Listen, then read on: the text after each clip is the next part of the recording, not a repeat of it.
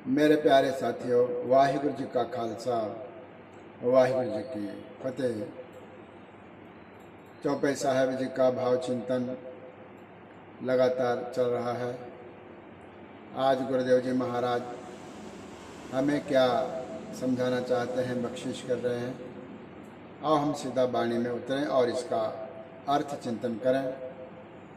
सदगुरु सच्चे पातशाह चौपाई साहब में आगे फरमान कर रहे हैं, तुम्हें छाड़ कोई अवर न ध्याऊं, ऐ अकाल पुरख परमात्मा।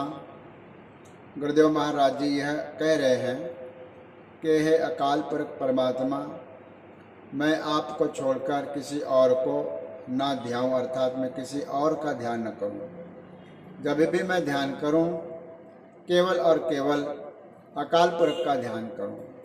जब हम ये वाणी पढ़ते हैं तो हम पर भी यह लागू होता है कि ऐ अकाल पुरख परमात्मा, आपको छोड़कर मैं किसी और का ध्यान न करूं, किसी और का सिमरन न करूं। सिमरन भी करूं तो केवल आपका, सेवा भी करूं तो केवल आपकी। जो बर चाहो सो तुम ते पाऊं, जो भी मुझे वरदान चाहिए वो मैं केवल आपसे पाऊं। और वरदान को भी बार बार अलग अलग प्रकार के इष्टों पे जा कर के मैं उनसे ये वरदान ना मांगूं।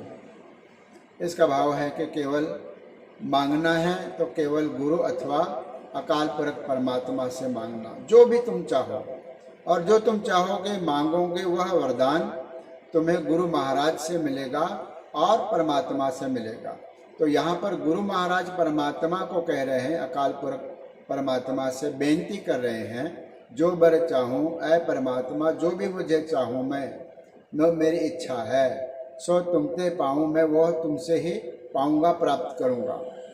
इच्छा क्या है? सेवक सिक्ख हमारे तार्य है। हमारे जितने भी सेवक हैं और मेरे जितने सिख हैं सारे, कल मैंने बताया था परसों कि सारी सिख कौम ही अकाल पुरख परमात्मा की जो सजाई हुई है वह गुरु गोविंद सिंह जी महाराज का परिवार है। अब यहाँ पर कहते हैं जितने मेरे सिख हैं, शिष्य हैं और जितने मेरे सेवक हैं, इन सबको आप तार ना करो, भव सागर से पार लगा दो। फिर आगे क्या मंशा है? चुन चुन सत्र हमारे मार्य है। चुन चुन करके हमारे जो बैरी है, शत्रु है, हमारे जो विरोधक हैं, उन सबको आप मारना करो, उनको आप समाप्त करो। फिर आगे क्या कहते हैं? आप हाथ दे मुझे उबरिया, आप हाथ दे करके कृपा करके ऐ अकाल पुरख परमात्मा मेरी रक्षा करो। हाथ दे करके, हाथ दे करके का भाव है कि बिल्कुल नज़दीक से मेरे आप आकर के मेरी रक्षा करें और मेरा उद्धार करें। मरण काल का त्रास निवरिए। गुरु महाराज कह रहे हैं कि जो मरण काल का त्रास है, जब व्यक्ति मरता है और उसको जो तकलीफ होती है, उसको जो त्रास होता है और प्राण निकलते समय जो कष्ट होता है, उस कष्ट का निवारण इस बेनती चौपाई में गुरु महाराज ने किया है अकाल पुरख के सामने। अब यहाँ पर एक थोड़ी सी समझने की बात है। गुरु महाराज ये कह रहे हैं मरण काल का त्रास निवरिए। यह गुरु महाराज पर घटित नहीं होता। क्यों? कि गुरु महाराज को ना मरने का कष्ट है, ना जन्म का कष्ट है। वह जन्म और मरण से रहित है। वह केवल परोपकार के लिए इस जगत में आए हैं। सतगुरु मेरा सदा सदा, ना आवे ना जाए, ओह अविनाशी पुरख है, सब में रहा समाये। इसलिए गुरु महाराज फिर ये क्यों कह रहे हैं कि मेरे मरने के समय जो तकलीफ होगी, कष्ट होगा, उस कष्ट का जो निवारण करो, उस त्रास का निवारण करो। ये सब हमारे लिए है।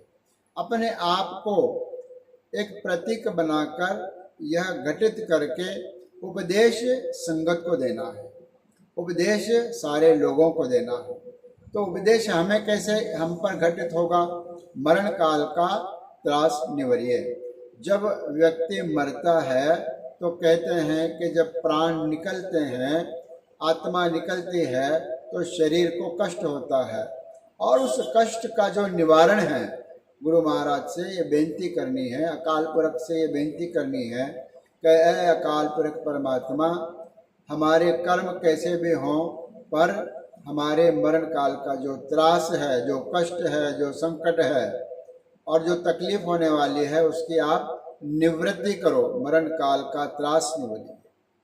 फिर कहते हैं हो जो सदा हमारे पच्छा, हमेशा ऐ परमात्मा तुम हमारे तरफ रहो, हमारे पक्ष में रहो। पच्छा, पच्छा का अर्थ है पक्ष।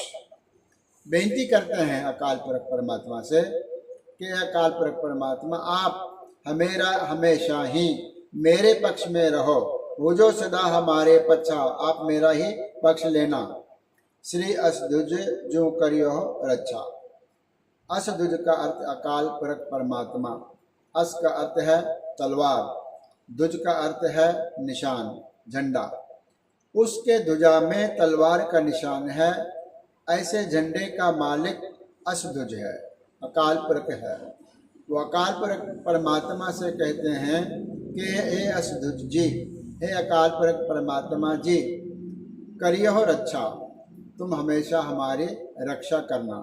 यह जब हम पढ़ेंगे तो हम पर घटित होगा कि अकाल पुरख परमात्मा हमारी आप रक्षा करो, हमारे आप पक्ष में रहो। इस प्रकार गुरु महाराज बेनती कर रहे हैं। आगे यह निरंतर विचार चलती रहेगी, जिसके विचार परसों मैं आपके समक्ष रखूंगा। आज इतना ही। धन्यवाद। गुरु रखा।